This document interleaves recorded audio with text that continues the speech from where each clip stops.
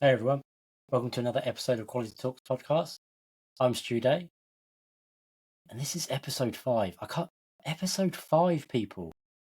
We've made it to episode 5. I never thought we'd even get past episode 1, and here we are at episode 5. Amazing. How's everybody doing? So I hope you're all well. Thank you for joining. Thank you for listening. Thank you for watching. Thank you for sharing. Thank you for subscribing. Just thank you, thank you, thank you. But I tell you what, I'm a bit tired. I'm really feeling it at the minute. There's been a lot going on over the last few weeks, and we'll go into that in this episode as well. So, but before we get any further in, I just want to kind of touch on listeners, viewers, as we always do. So on YouTube, I think we're up to 108 subscribers on YouTube, which is amazing. We've hit that 100 mark. I'd love for us to get to 200 by the end of the year. I think that'd be an amazing Christmas present for me and Chris. So, you know what to do, right? On LinkedIn, we've got 471 followers. 471 followers. Even if half of you went and subscribed to YouTube, that would boost those numbers massively. So I think you know what to do, right? You know what to do. You need to go and click that little red button. Go on, click it. You know you want to.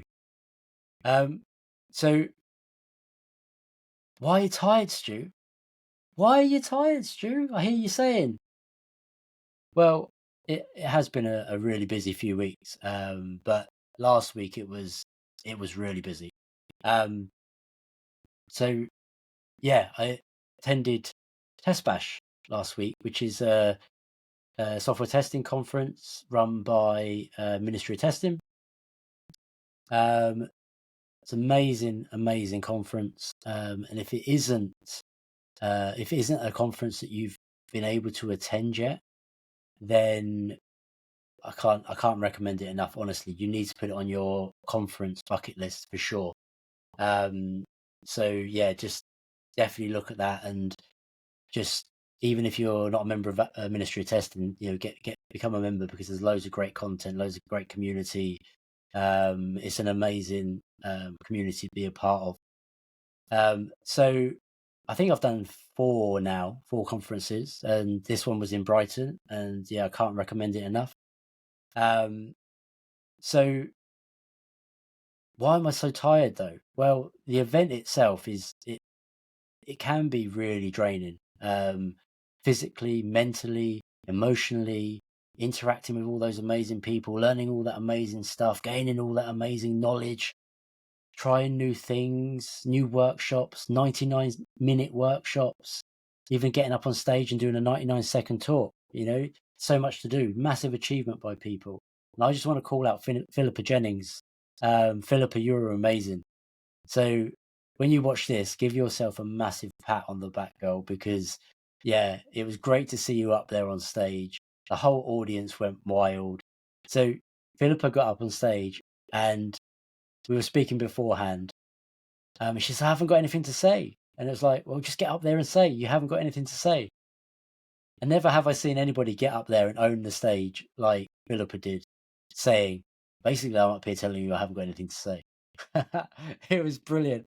Absolutely brilliant. So I'm really, really keen and really excited to see what comes next, Philippa, with your stage presence and your public speaking. I think it's going to be amazing.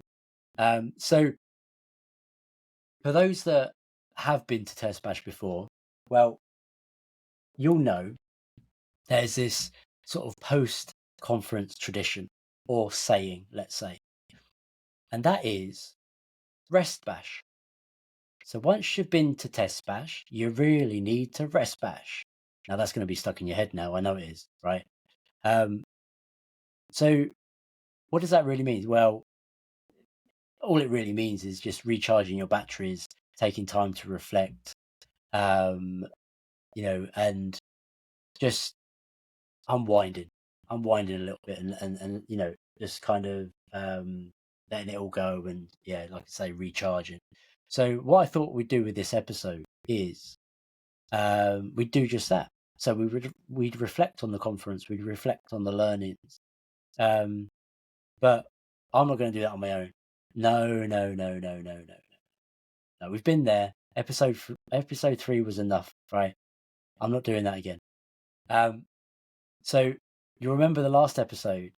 We had our very first guest, Big Vern, the tester from Leicester. Yeah.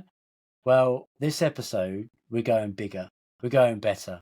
I know it's hard to top Vern. I know. I hear you. I hear you. Okay, but I think we're going to do it, right?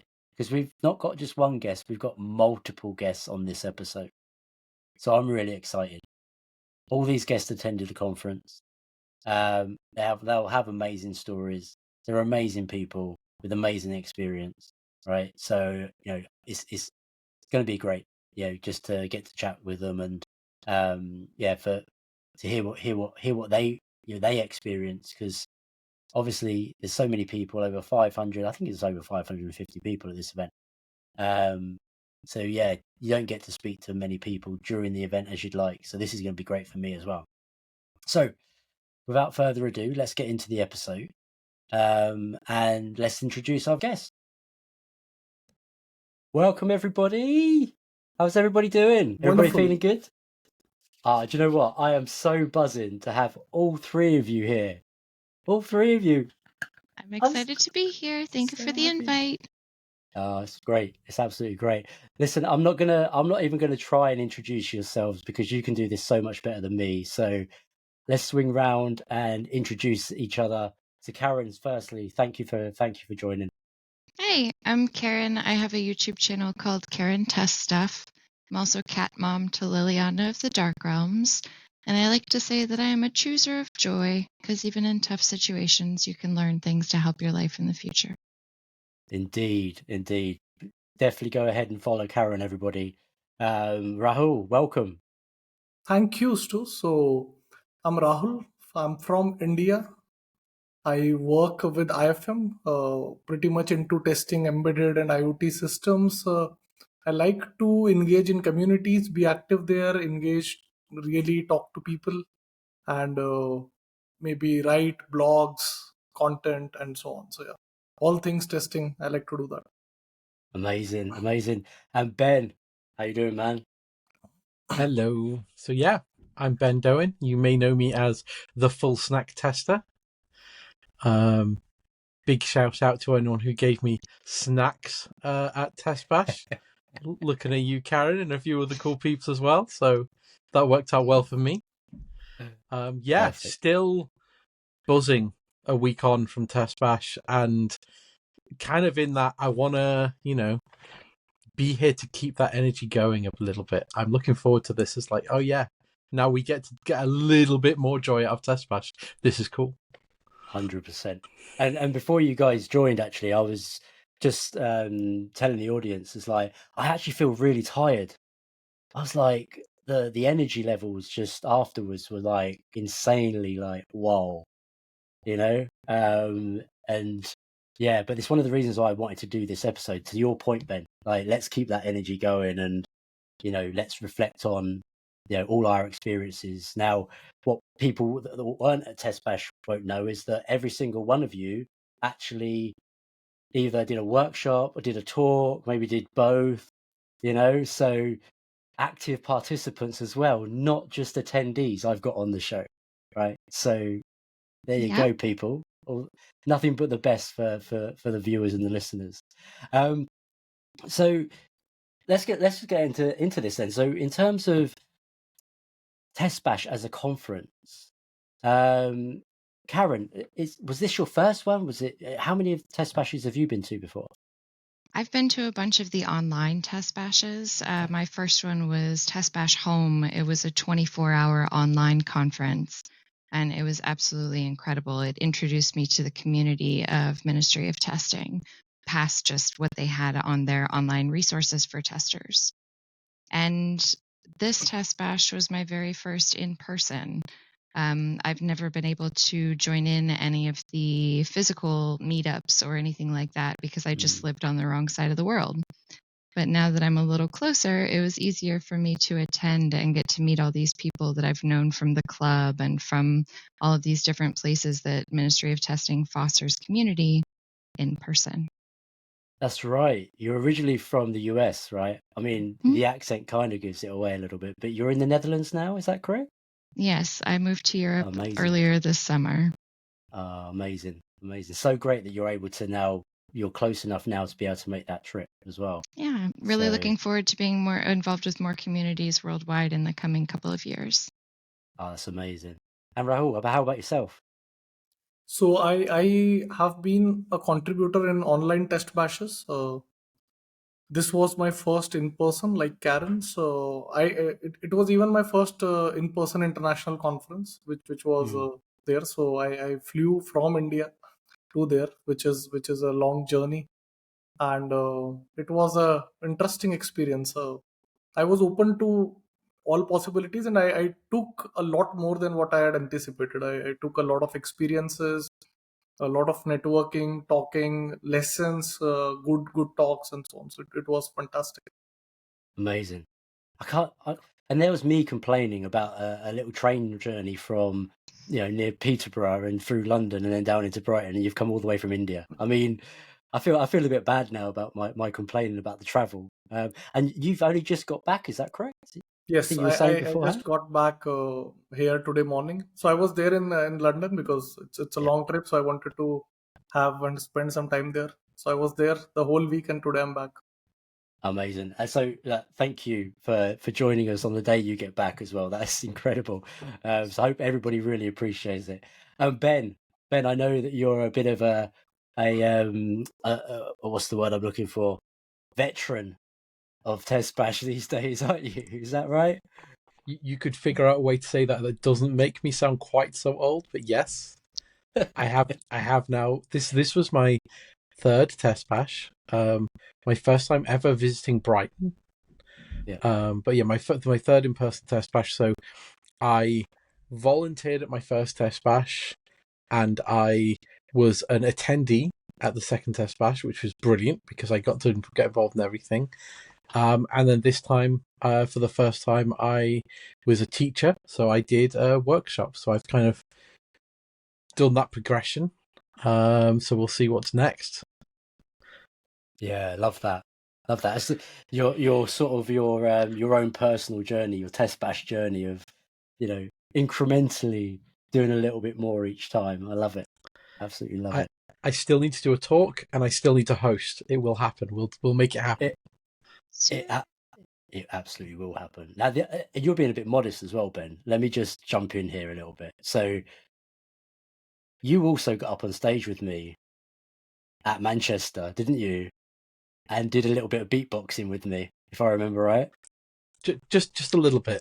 Just a little bit. Just a little bit. Yeah. So don't people don't let Ben, throw you off. He's got stage presence. He's good. He's all right.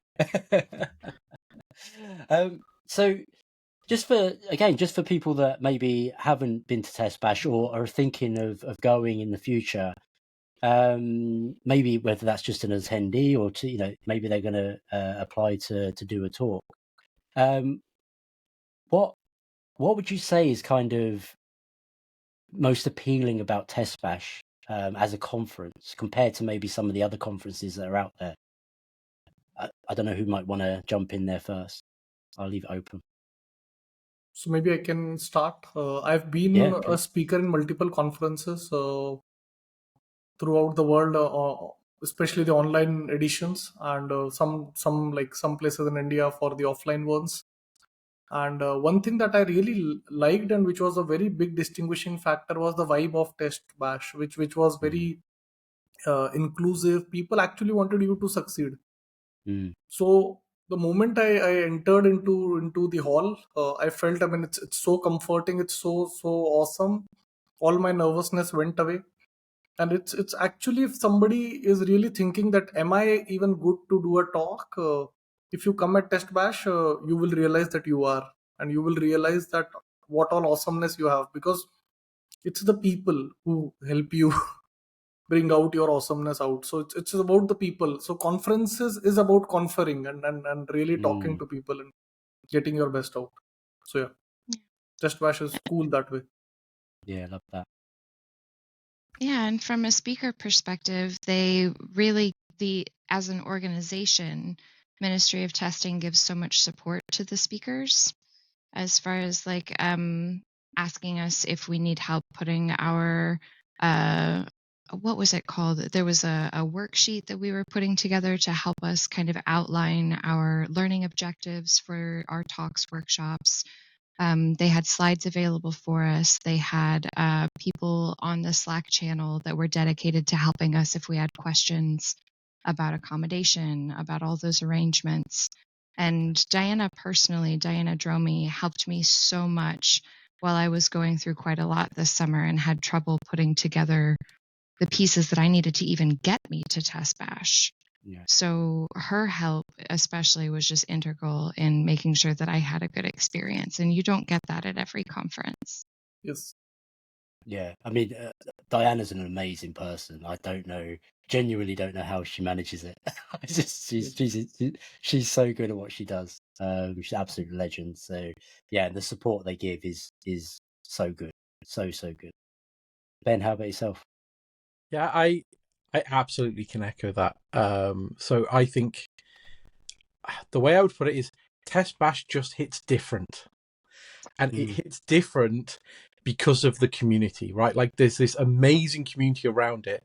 And that's everything from people following along while you're messaging on social media about your travel, or you're excited the week before and other people are like, yeah, I'm really excited. Oh, but I'm nervous about the travel and let's talk about this, right? Like it's that.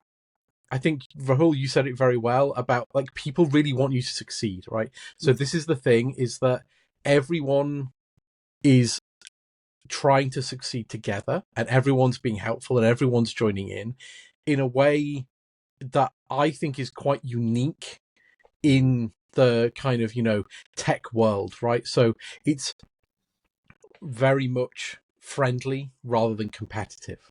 People are there to join in and contribute and get the most out of it. I think there's one quote which is about you get out what you put in. And I think people put an awful lot into TestBash. Everyone's put so much in, and that really helps everyone out to take so much out of it. So that kind of safe community feel, and it's not just on stage, it's not just in the workshops, it's at the meetups, it's at the socials, it's on the social media while you're traveling. It's that kind of full, complete package of being supported and friendly, and the networking being encouraged, and people really just being encouraged to make the most out of it. That hits so different to, I'm not going to name and shame anyone else, but like other things I've experienced, this is like above and beyond. There are also some other great test conferences, by the way. Like test conferences in general and test community in general is just way above going to other user groups or conferences I've ever been part of. Like that, like test community is awesome everywhere. And, through the Ministry of Testing and through TestBash especially, it's like another level. Yeah, I have to agree. I think what, like, you've all mentioned it there, right? The community type element to what Ministry of Testing build makes TestBash what it is. It's not just a once a year thing. It's all throughout the year, every day, 24/7. They work and connect the community. So when people do come together in person, people already kind of know each other, even though they've never met each other. So it's that feeling of like, I'm actually, I know you, which is amazing. So there's a lot of effort that goes into that. But I think to your point there, Ben, I mean, like other software testing conferences, I think just by the nature of our industry, we've always been quite supportive of each other. You see it a lot. But I personally haven't seen any other company that runs these types of conferences put in the effort 24/7, 365 days of the year to build and support the community like Ministry of Testing does. And I think that's personally what makes TestBash such an amazing event when it comes around, because of that effort that goes in. But there's something to be said also for the fact that there's so much out there, but somehow it still doesn't feel overwhelming when you're in person, because there's a lot of different ways to get involved, but you don't have to be involved in every way to be included. You just have to find what you enjoy. Yes. Yeah. Yes. Yeah, absolutely. And actually sorry, go Rahul. Yeah, and about this involvement, I want to like share a personal thing that I felt. So my wife joined me in this TestBash, and she's not from tech background. I mean, she is from finance and some other topics, and she just came to like listen to my talk and stuff. But while sitting there and like looking at the event, how all the things were going on outside, networking and so on, and she came and told me that like she really is liking the fact that how they are like getting everyone involved. Even she was getting involved, and she was like, I mean, she had not thought of that she thought that she would be sitting alone or something, but she was getting involved and people were coming and talking to her about her work and everything, and she really liked it. So she said that the way MOT and this conference is getting people involved, this is something she would like to even take back to her office, to her work, that get people Nice. involved, and that's how you bring the best out of people and really create positive energies and positive synergies. Yeah, absolutely. Absolutely. That's amazing. That's amazing. I just wanted to pick up on a point there, Karen, that you were talking about getting involved. And one of the things that I always struggle with at these multi-track events is FOMO. That whole fear of missing out and saying, I really want to be at that talk, and I want to be at Ben's workshop because it's amazing, and I want to be at, and even more so this time around because I was one of the sponsors and I couldn't leave the table in the activity room for like almost 2 days, but I did get around, so not too bad. So yeah, I guess the question really is like, do you is that something that you'll feel or experience, and if so, how do you kind of manage it? Because I struggle sometimes to manage that. Ben, I feel like you had the most hats out of all of us. Would you like to start with this? Yeah, so I think, so my first TestBash, I felt this very strongly. So I volunteered. So I was kind of involved in everything, but also there was a lot of stuff I was there helping out, right? I wasn't there attending.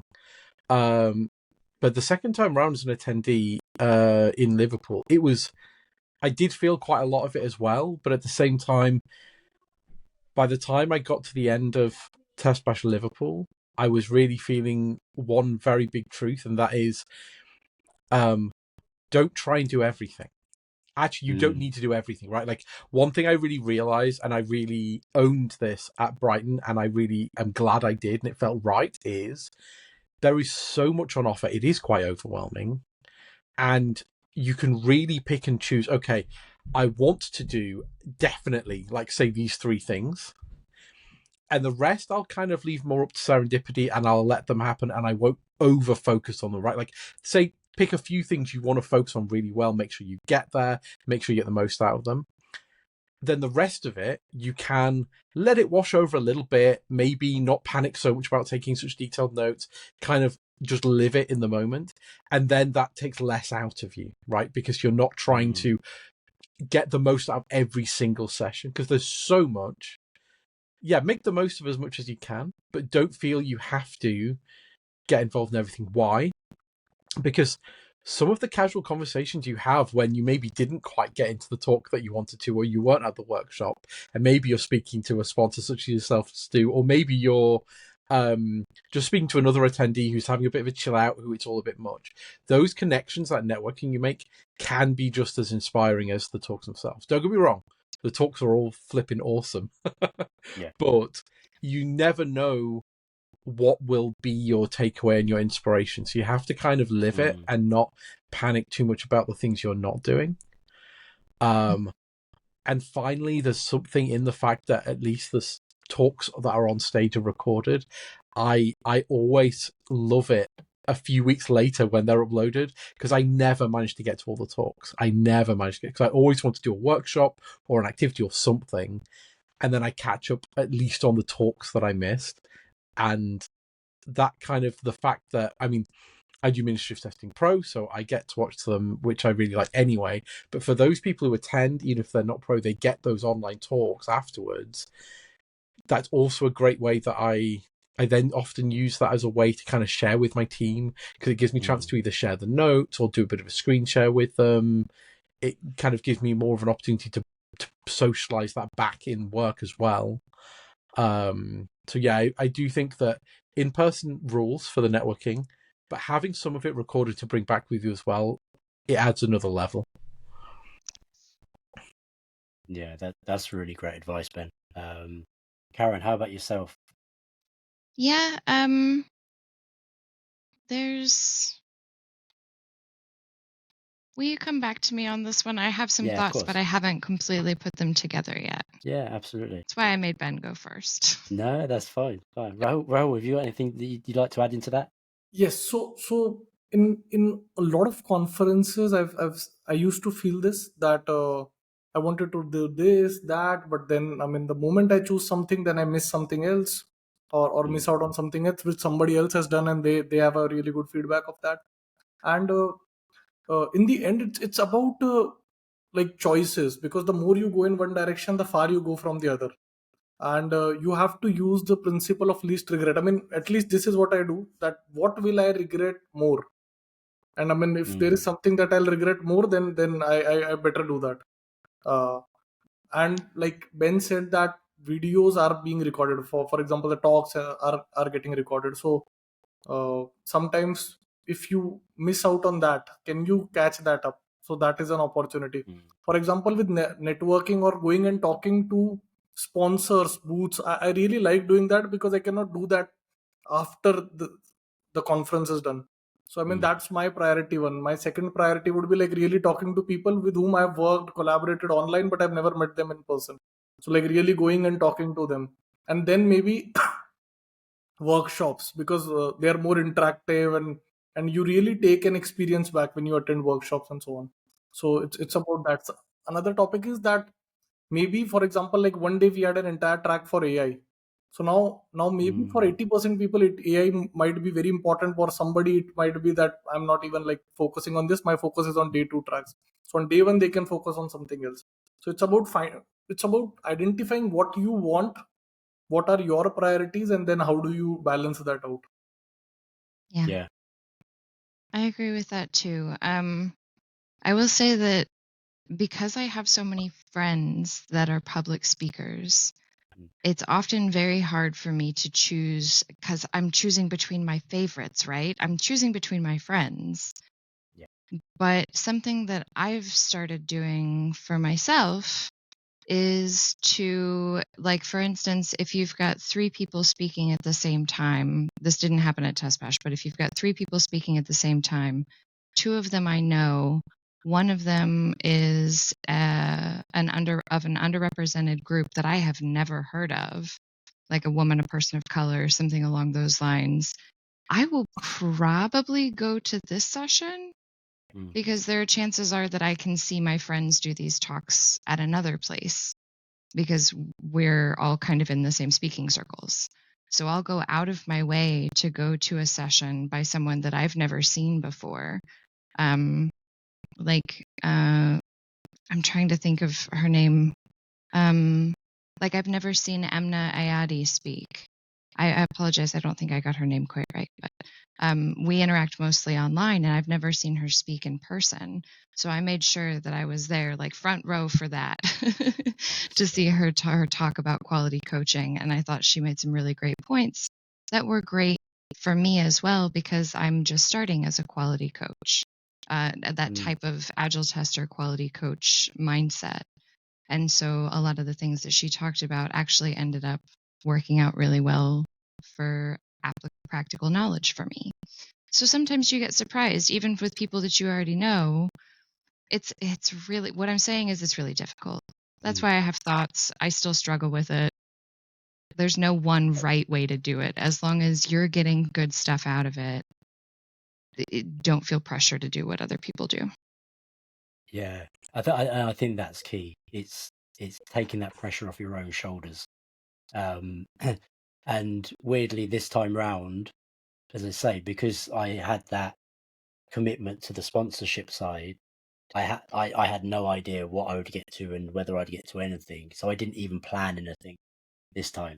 I just let it free flow. And it felt quite liberating in a really weird way.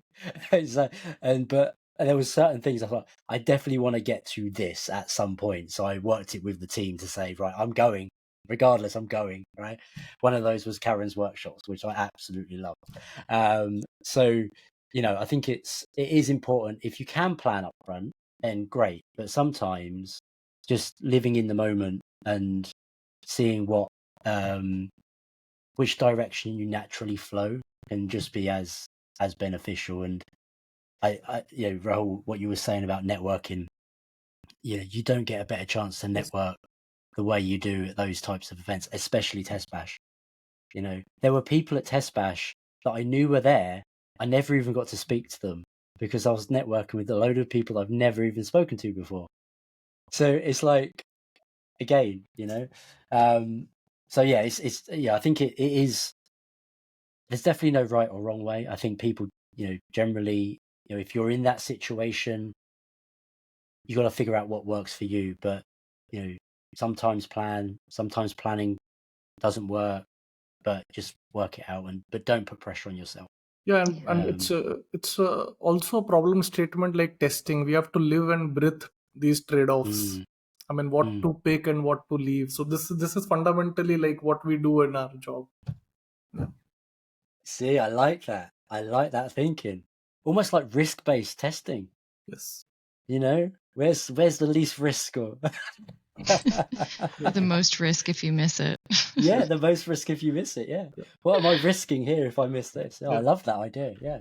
Maybe that's what we need to do. We need to just do like a risk analysis of the talks and the workshops. Definitely. Nice. So just moving on from there then, in terms of you all did some sort of, whether it be a workshop or a talk at TestBash this time round.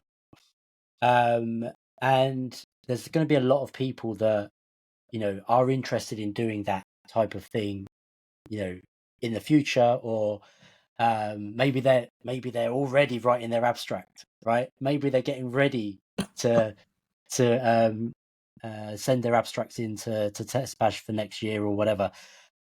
What, from your own experiences, obviously we've talked about the actual being at the conference and how comfortable everybody was, but what was, and Karen, you touched on actually, the help you got leading up as well. What sort of advice could you give people that maybe are looking to get into TestBash from either doing a talk, doing a workshop, doing some sort of activity or whatever that looks like? Is there any advice from your own personal experience that you could give? Can I start on this one? 100%. Yes, go for it. Awesome. Don't limit yourself to conferences. Be open to writing articles for the Ministry of Testing. Be open to getting together with your local meetup group and using a talk idea that you've got as a topic for a meetup group, because meetups are always looking for speakers. Do one of the online offerings that they've got. They've got a whole call for contributions, which I know Stu will link for us in whatever description of this video. Yes, I will do. Yes, 100%.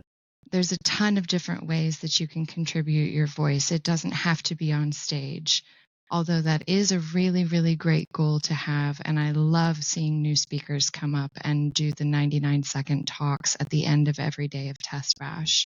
It's a great way to dip your feet in, get used to the lights on you, which can be really scary sometimes, but you only have to do it for 99 seconds in that case. So it's a really great way to just dip your toes in. Yeah, I love that. And I'll definitely include those in the show notes, Karen. Definitely. Thank you. Ben, Rahul, anything from your side? Yeah. I mean, I completely agree with what Karen was saying there. I think the real key is think about what you want to say, think about what you want to get out there, and what audiences you want to give that to, and start making content, right? Don't you do target writing abstracts and going to talks. Absolutely a perfectly fine goal.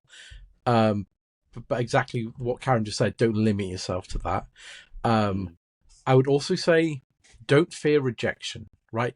There are an awful lot more excellent people putting forward excellent abstracts to these conferences than there are actual positions to accept. So I've done some being a reviewer, reviewing abstracts for TestBash, and there's far more things you would like to see accepted than there are possible opportunities to have people on stage. So don't be put off if you didn't make it this time round. It isn't that you don't have a good idea. It often is that someone has had to make a very hard choice who they actually let on or which talk, or it could be that someone, maybe 2 or 3 people have done relatively similar abstracts and they can only really accept one of them. There are all sorts of reasons that docket gets filled up really quick and yours doesn't make it. Don't be put off and feel like, that means that there's anything wrong with getting your voice out there. Just double down on applying it in different contexts. But to that point as well, when you are really thinking about doing your abstract, and the thing that I really found very, very useful is get feedback and then make another revision, and then get some more feedback and then make another revision, and keep going quite a few times, because so that does tend to also mean you have to make sure you pay attention to those deadlines. It takes a long time and a lot of effort to get that abstract out there, right? So don't think, oh yeah, I've got this really cool idea, I'll throw it together in a half-assed way like an hour before the deadline. It ain't going to cut it, right? People are genuinely putting in a lot of effort to get these abstracts out there. Get them written well in advance, and that really helps if you've done what Karen suggested and you've tried it somewhere else, because you've already been able to refine it, you've already got a better idea. And pay attention as well to the theme of the conferences you're applying to, because it might be that your topic is brilliant, but it just doesn't fit with the particular theme, right? Or the particular day that you're applying for. So you have to really pay attention to those things. And some of these things are all excellent tips that came up in Karen's fantastic workshop on Your Name Here. So yeah, I don't know if you're going to get a chance to run that workshop again, Karen, but if that is ever out there again, yeah, let's do it. Contact me, conference organizers. I'd love to run this workshop again. Yeah. Get Karen to run it again. Sorry, Rahul, go ahead. I know you had thoughts. Yeah, so I think you pretty much summarized what I wanted to say, that start, iterate, focus on micro opportunities, register your content in whatever format you like, video, text, maybe a LinkedIn post. One thing that has really helped me is putting out my content and then listening to the feedback that comes in comments and so on. Because if people resonate with some content, a small bit that you have created and posted online, then there is a high possibility that if you scale that up, it could convert into a talk or something. So don't try to go the reverse way, that thinking of a big idea talk and then building it, but rather go micro to macro. So look for small opportunities. Another thing that has really helped me is understanding the fundamental of learning. Because at conferences people want to teach, or people want to express something, give some learning outcomes. I was not aware of this Bloom's taxonomy, which I got to know from the Ministry of Testing. And after I understood it, and then I understood the different level of taxonomy that I want the people to understand this, able to create this and so on, I was able to better align my objectives, that what I want to really do with the talk. And when you can really think and put your stuff in that much clarity, there are high chances that it will get selected and so on. So yeah, that's some. I mean, Bloom's taxonomy is more of a takeaway for like a speaker who has been speaking for 4 years. But I mean, I loved it, the idea, after I got to know about it. No, absolutely. To shout off that really, really quick, Ben, I'm sorry, I saw you too. My co-presenter, Vernon Richards, touched on this. He said in our workshop to be clear, not clever, while you're doing your submissions, to make sure that people know what they're going to take out of the workshops, and using those descriptive verbs and Yes. really being clear about what they can get out of it. So I wanted to shout out Vernon right there. Yes. Amazing. Love Vern. Ben. Always room to get an interruption for Vern. Why not? Get it in there. Yeah, no, I love what you said about the Bloom's taxonomy of verbs so much, Rahul. I just wanted to very quickly, for anyone who's listening who doesn't know this, so the Bloom's taxonomy of verbs, so it's remembering, understanding, applying, analyzing, evaluating, and creating. And the idea is that it's this hierarchy between, for learning, from on one side, you can basically, you remember something happened, right? So it's like you can define what a thing is, all the way up to creating, where you can, basically start leading on that topic. And the idea of how that applies to learning outcomes and to the things that you're teaching people is, what am I trying to help people learn, and how am I going to help them learn it? And using these key words, you can help understand, like, do I want people to come to my talk and just learn how to remember some things? Or do I want them to learn how to start applying it, start analyzing it, start creating their own things from it? And that really elevates it. If you start thinking in the mindset of, what do I want to deliver to the person watching, the person in the workshop, the person in the talk, rather than what do I have to say, then that kind of whole mindset shift of, this is the value I want to deliver, can really help you get something people want to listen to. You take that and you apply it with the stuff that Karen was saying from Vern, make it clear, not clever, and you've got a winner more times than you don't. Yeah, love that. Thank you for that clarification as well, Ben. Really appreciate that. Just to build on top of that point, I think when I came to your workshop, Karen, and I think you even joked it yourself, but Stu, what are you doing here? But other people were genuinely like, Stu, why are you here? You do a lot of public speaking and this, that, and the other. Abstracts is something I've always struggled with. It's getting an idea down on paper. It's up here. It's like, yeah, how do I actually frame it in a way that other people are gonna understand and find value in and want to come and listen or be part of that workshop? And I think to what you were saying there, Rahul, actually putting a bit of content out here and there just to get some smaller feedback loops, and that's a really, really great and powerful way of doing it. I love that idea. But also, I think just doesn't matter how experienced you are as a public speaker or not. There's always something you can improve. There's always something you can learn.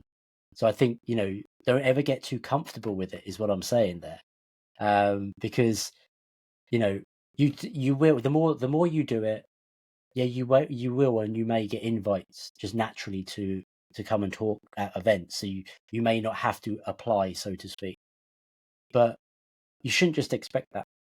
You should never just get into that comfort zone of expecting it. So always make sure you're in that position where you need to go up to your point, Ben. You need to go up against people that are putting that time in and really wanting that opportunity.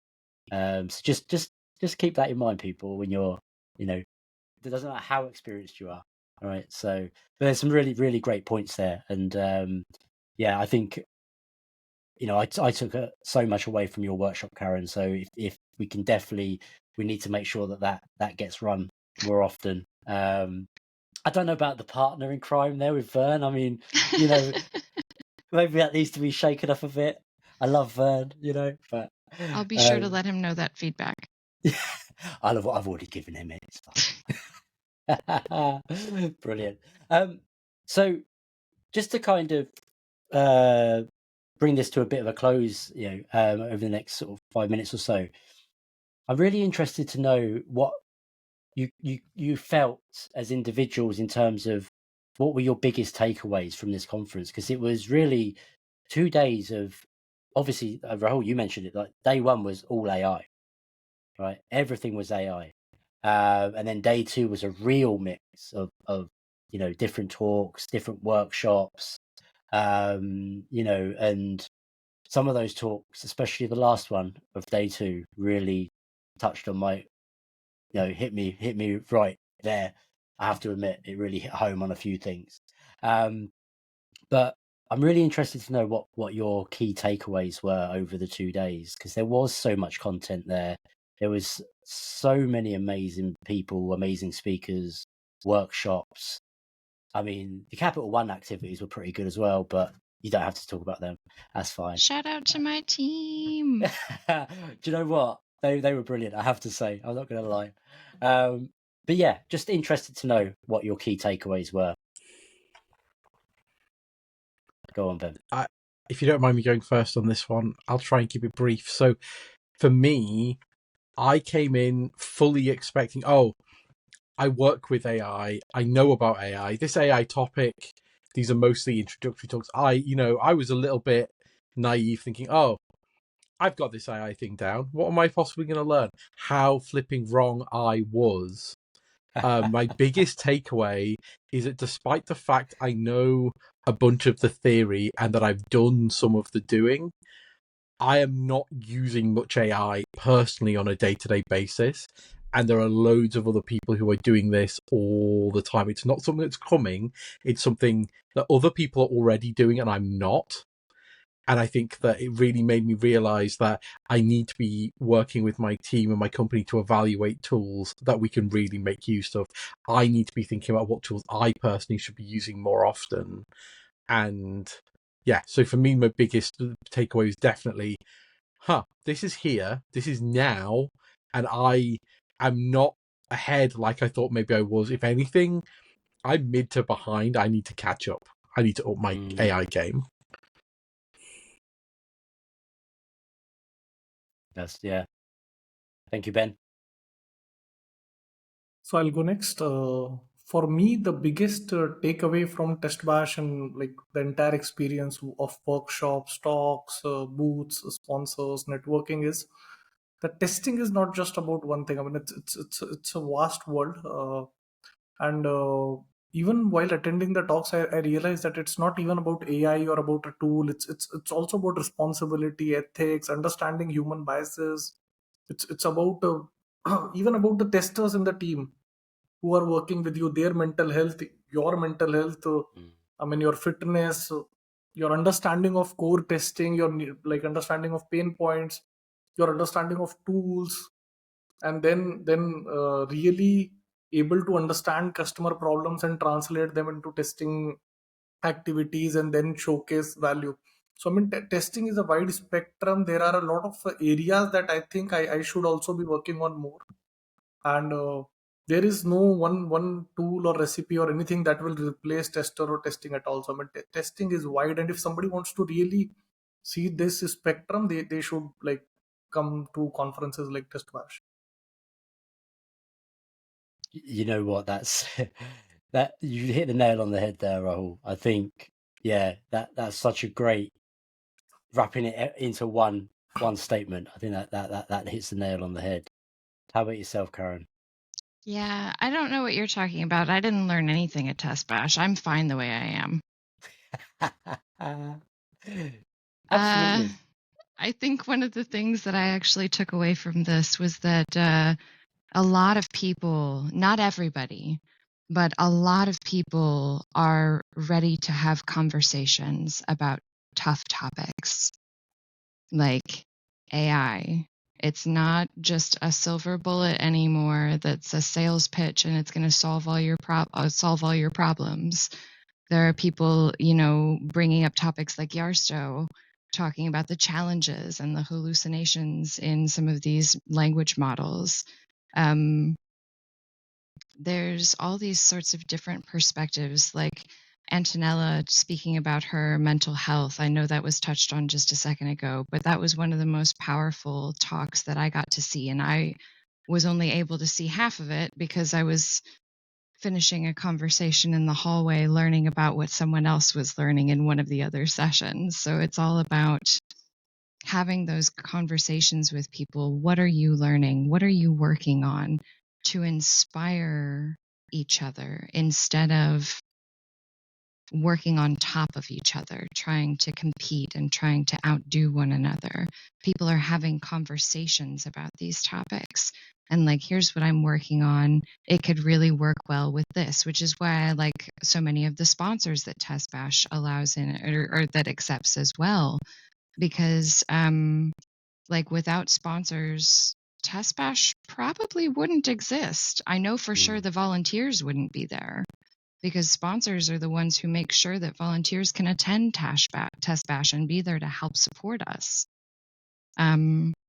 So I'm getting off topic. That happens with me. But the main thing is that it's like, it's all about communication, communicating your learning, communicating your needs, so that the organizers know what to bring next year, giving that feedback on stuff that you missed this year, giving the feedback on the stuff that you think worked really well this year. That's all integral into making this part of TestBash yours. Yeah. You know what? While you were talking there, Karen, one of the things that I didn't realize, and every time I realize this when I go to this event, and then I forget it, and then I realize it, is how much I need this community. Just like, as I say, 25, 26 years in this industry now, I lose track. You don't realize how many amazing people are out there that can, are there to support, and you can learn from on a day-to-day basis. And like I was having so many amazing conversations with people from talks that they'd been to, or I'd been to, or just generally about our industry.